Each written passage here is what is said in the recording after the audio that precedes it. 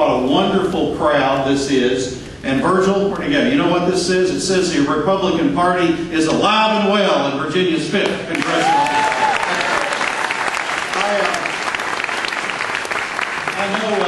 I know, it's tough following great speakers like Bob McDonnell and Jim Gilmore. In fact, we were sitting down here in the front row a little earlier, and Governor Gilmore leaned over to Bob McDonnell and he said, I got a great line. I'm going to get up there and said, George, everybody thinks you're doing a sterling job as chairman of the 5th District. And of course, Bob got up and used that line. And, I leaned over to Bob and said, yeah, I got a good line too. It's about hope and change and what happens if Obama can use that line. So I don't have anything left. And it is good to be here with y'all. I do appreciate you coming. Look, folks, I know that there are lots of places that you could be on a beautiful Saturday morning, and there are lots of things that you could be doing. I hope that you're here because you believe in the cause of good government in America. You believe in the cause of good government here in the Commonwealth of Virginia. And you know that good government just doesn't happen by accident. To get good government in our country, you got to work for it, and you got to invest in it. And by being here today, you're working for it and you're investing in it. And I want you to know how very, very much that I, as a leader of our party here in Virginia, along with my good friend and teammate Bob McDonnell, appreciate everything that you do. Our Republican Party is alive and well in the 5th Congressional District. And George, I couldn't agree more with one of the things you said earlier. There are some who are pessimistic about the future of our party. I am not pessimistic about the future of our party. Now, don't misunderstand me. I know we've been going through some rough times. There have been some headwinds out there. But I am as convinced as I've ever been that the people of America and the people of Virginia still believe in our common sense conservative approach to government. I know that the people of the 5th District do. That's why you've sent great leaders to Richmond like Charles Hawkins and Alan Dudley, and now like my colleagues in the Senate, Frank Ruff and Robert Hurt, and those in the House of Delegates, Tommy Wright and Charles Poindexter, and so many others. And that's why you've sent, and I know you will send again this November, back to Washington, D.C., one of America's great congressmen, Virgil Goode. Send him back to Washington.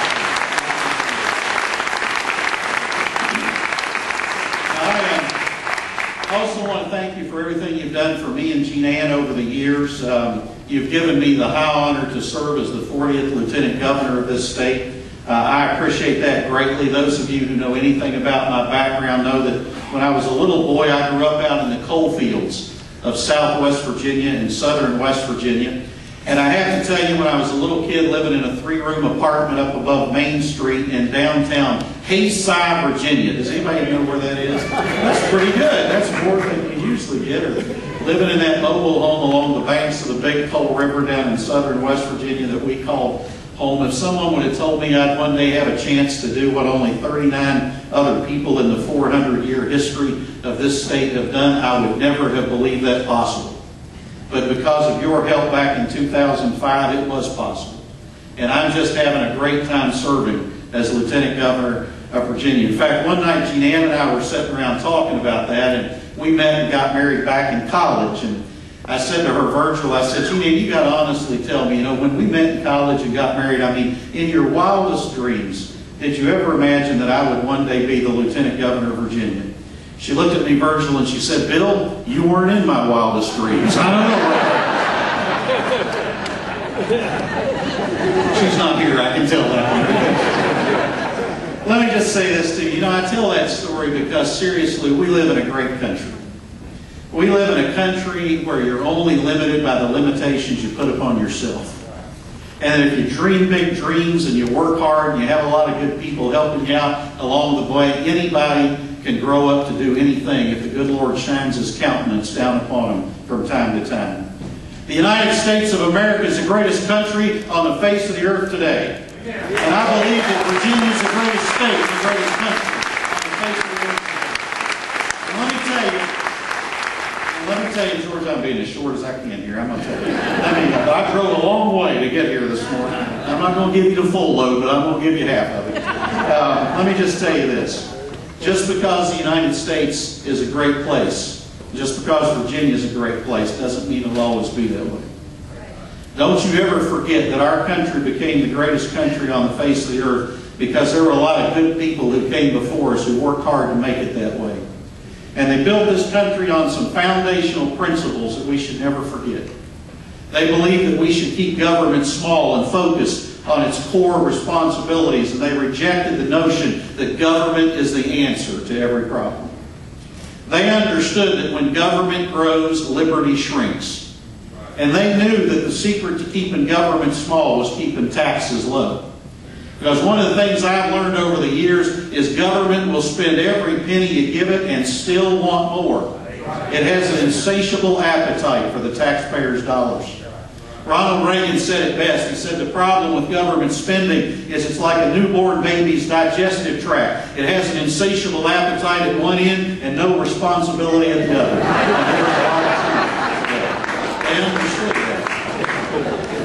They understood that you keep America safe at home by keeping America strong abroad. They understood that. And they would reject out of hand this notion that the Democrats offer that we keep America strong, safe at home by surrendering in the war on terror abroad.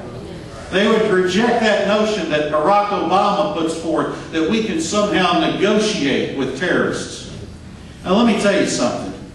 You don't negotiate with people that hijack planes full of innocent people and fly them into buildings full of innocent people. You don't negotiate with people who strap bombs on the backs of women and children and send them into public places to murder and maim as many as they can. When it comes to negotiations with those types of people, there's only one message they understand, and it's this. In the war on terror, Virgil, we win and they lose. That's all they understand. And that's the message we need leaders to send. That, my friends, is what these elections are about that we face in 2008. That's what they're about. Elections are about choices. Now, we have a candidate for President of the United States who I haven't always agreed with on everything. In fact, I'm going to be very honest with you. There's a lot of things I agree with Senator McCain on. There are a lot of things I disagree with Senator McCain on. But elections are about choices. And this I know, John McCain will be a much better president for these United States than the likes of Barack Obama or Hillary Clinton. This I know. So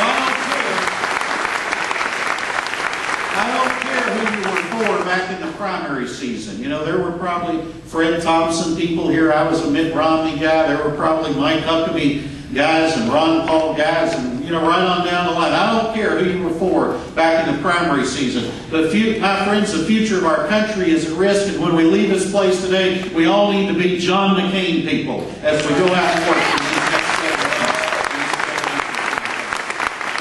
7 months.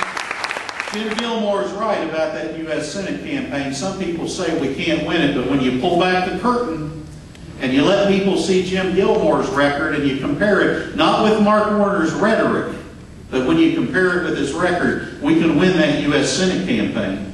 And one thing I know, Virgil, with all due respect, I hope the Democrats spend all their money right here in the 5th District. I don't care how much they spend. Virgil Good's going back to Congress. So,